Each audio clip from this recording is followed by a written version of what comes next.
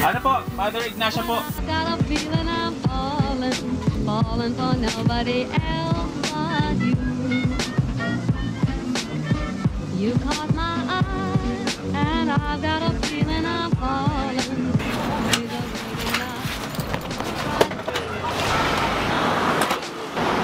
Grabe naman yung traffic na yun. Nakakasuklam na traffic. Alas 11 ako umalis ng bahay. Anong oras na ako? 1:15.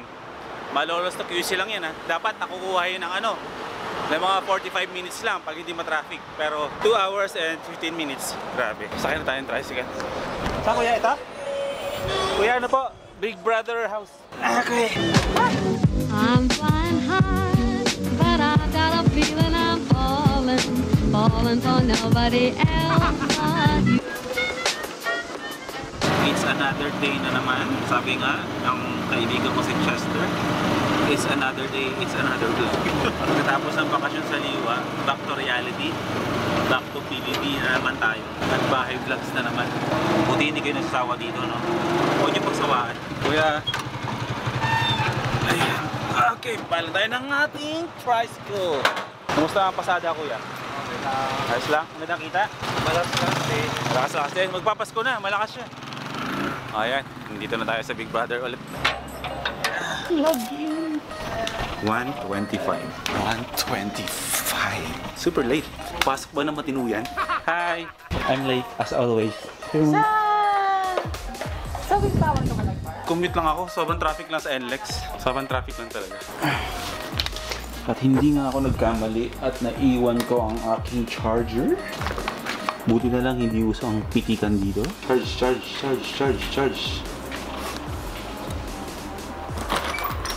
Hi, Ate Mel. Sinabi dun yung ano? Check natin yung mga ibang editors dito. Si Lester, ayun. Hello po. Ayaw nyo na mag-PBB. Saan yan? Body cream?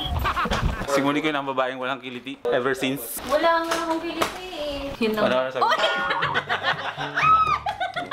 Hoy, hindi ako magkakadyawa pag minuswit. Siyempre. Ha? Siyempre, hindi ko naman isasama yun. Kahayaan natin sila mag-isip kung bakit tayo nagtawanan. Pero bakit? Hindi ka nag-ano? Hindi ka nag... Dalagin natin ang... No! Hindi ka ng... Nag-umax ako. Puro kwak to lang. Huling-huli. Hindi ka Baka nagkape ka na? O busy ka? Medyo busy pa. Medyo busy ako. Sige ako na lang magkakape. Bibili ako ng kape sa baba. So ayun. At teka lang, bibigyan ko muna kayo ng magandang ano ngayong araw. Vibes. Total naman, pinapakita naman ni Direk Lauren palagi dito to. So feeling ko hindi naman ako papagalitan. Ito, araw-araw dito sa wall namin. Stay positive. Remember to think before you speak. Mga paalala yun ni Big Brother. Malaking halimbawa yan, lalo na sa mga nagpe-Facebook, no? Na huwag basta-basta na lang kung ano-ano ang pinagsasabi bago i-post. Minsan, ganun. When people are determined, they can overcome anything. Tiwala lang. Work hard. Give your... Hello. Sorry. Work hard. Give your very best. Dream big. Focus. Success is earned. Tulad nga ng madalas na sinasabi ni Paolo Jimenez, though hindi naman daw sa kanya galing yun, pero sa kanya ko narinig, trust the process. Hindi basta-basta ang success yung nakukuha agad-agad. So kailangan nyo ng nagpagpupursigi, sipag. Yan na, basta yun. Laugh a lot. Respect one another. Always tell the truth. Say please and thank you. Never give up. Keep your promises. Forgive even when it's hard. Mahirap gawin yan, ha? Mahirap gawin yan. Pero yun ang kasunod dyan. In this house, we are family. Love each other. Be happy every day. Ano English? Ito. Mga panuntunan ba tawag dyan? Pero ito yung pinakagusto ko dyan sa lahat eh. In this house, we are family. Love each other. Be happy every day. Tama. Kailangan namin dito yun sa araw-araw. Diba? Ate Mel na? So dahil wala pa kaming ganong gagawin, beranda muna tayo. Welcome to PBB. Sa beranda ng PBB again. Wala pa yung mga kasama ko mga editors ha. Kaya ko pala nauna tsaka si Bok. Anyways, yun nga kanina. Alas 11 ako umalis ng bahay. Dumating ako ng 1:15, sobrang traffic sa NLEX. Pero alam niyo kung bakit? Yung pinakadulo ng traffic, may mga enforcers. Hindi natin maintindihan, no? Minsan, kung walang enforcer, maayos yung daloy ng traffic. Pero pag nandun sila, saka naman, nagkakabuhol-buhol yung traffic. Sige nga, mag-comment nga kayo. Talaga bang ganon? Minsan, di ba, winiwish natin na sana wala na lang sila sa kalye para mabilis yung daloy ng traffic. Pero dapat, nandun talaga sila kasi yung trabaho nila. Pero pag nandun sila, buhol-buhol naman yung traffic. Ang gagawin natin? Sino mag-a-adjust? Ayun, tindahan. Kung saan ako bumibili palagi ng kape. Yan, tignan nyo ano merienda ko. Kape, chicharon.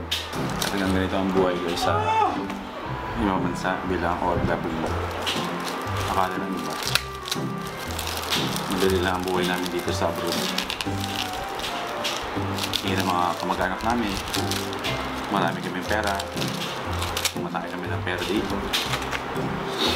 Makahingi sila ng pera, ganun na lang. Hindi na alam na kinakapos din kami dito.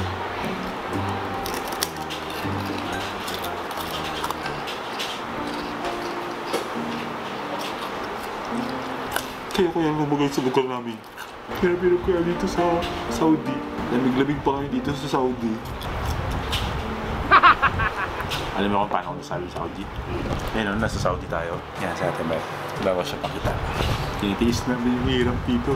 Malayo na yung pamilya. Makikisingit? Yes, for vlog. Vlog ba yan? 2 hours later. So, nag-fuck. So, ganyan dito kalamig sa Saudi ngayon mga first timers, no? Natigil yung vlog ko kanina kasi inistorbo tayo ng ibang lahi. May pumunta kanina ng ibang lahi dito, babae. Mukha siyang Arabiana naman siya. Mukha siyang Syrian. Inistorbo tayo sa pag-edit natin, so gumawa muna ako ng inutos niya. So yan, nakahinga na tayo at nagre-ready na tayo sa panibagong task ulit. Ang prime time naman ang i-edit natin, di ba? Merong online, merong prime time. Kasama ko si Jerdoms. Ayan ang mga gamer is life, ganyan.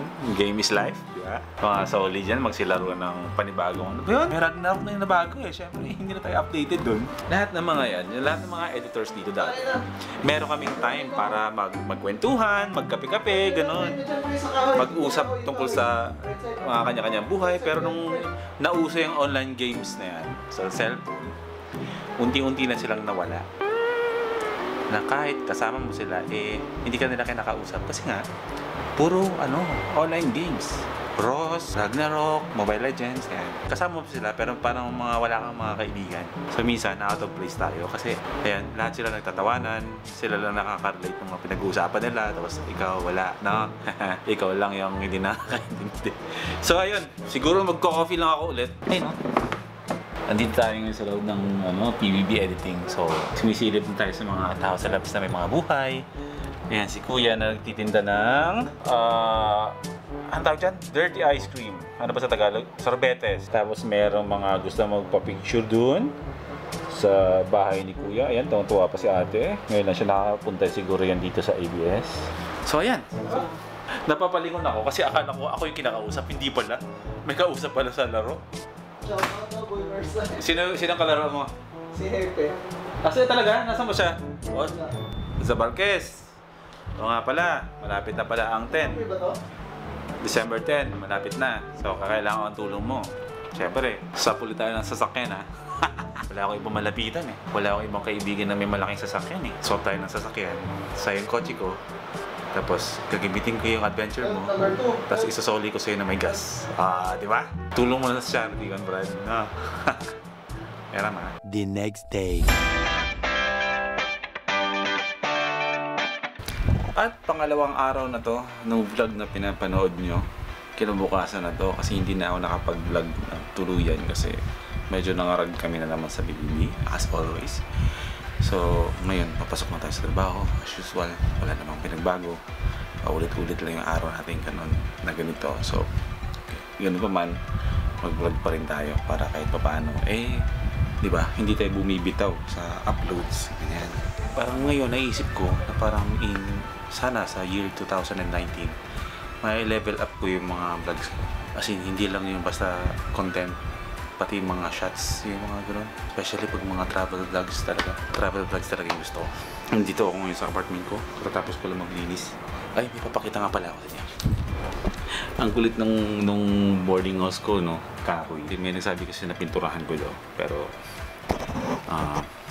hindi ko siya pipinturahan para kasi mas gusto ko ganyan siya.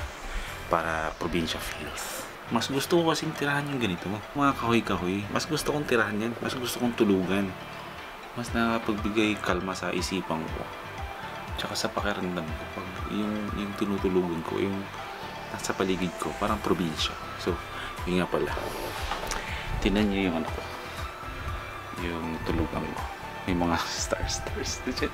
Ilipat ko yung isang dream catcher with Christmas lights na yan. Paikot. Pag gano'n. Hanggang dito. Maganda yan pag tinutulugan. Parang nasa beach. Parang nasa liwa. Gano'n. Kaya makaramdam. Na-inspire kasi ako sa mga nire-repost ko sa Facebook eh. Ramdam nyo? Lumalamig na yung simoy ng hangin. Dito siya tulad ng mga nakarang araw na mainit. Kanina pagising ko malamig na eh. Ngayon, anong oras na? Alas 2 na ng hapon, pero yung simoy na hangin dito sa Quezon City, malamig na. How much more sa Baguio, no? Shucks, bigla ko na-miss yung Baguio. Magkaroon lang ako ng time, talaga babalik ako ng Baguio. Sino mga taga Baguio dyan? Comment nga sa baba, para pag nagpunta kami ng mga loner squad dyan sa Baguio, magkita-kita tayo, no? Magkape-kape lang tayo. Magkaka-bonus na ba? Excited na ako magka-bonus eh. Gusto ko na magkaroon ng lens na maganda eh. Sana makapagpalit tayo ng camera kasi talagang hirap na ako sa camera ko. Sarado na pala to. Dati nag-vlog ako dito eh. Nag-vlog ako dyan nung sikat na ramen. Wala, yung ramen na yun, ano lang, tremending lang. Alam niyo yun, minsan naisip ko, minsan gusto kong mag full time sa pag-vlog. Pero every time na nakikita ko yung building na yan, parang napapaisip-isip din ako na ayaw ko siyang iwan. Kasi pinaghirapan ko yan bago ako mapunta ako dito sa ABS. Tsaka ABS-CBN yan, no? Kung nakikita niyo mga nakahito mga kotse na yan dyan, isa lang ang pakay niyan. Magpapapicture dito.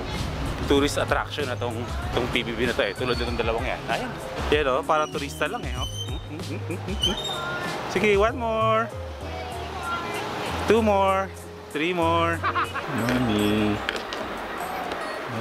Yan, habang nag-antay tayo ng gagawin, mag-edit muna ako ng vlogs ko. Walang sinasayang na panahon to eh. Wala akong sinasayang na oras eh. Habang ginagawa nila Ate Mel, yung gagawin ko muna yung akin. Hindi, ito ako mag-edit.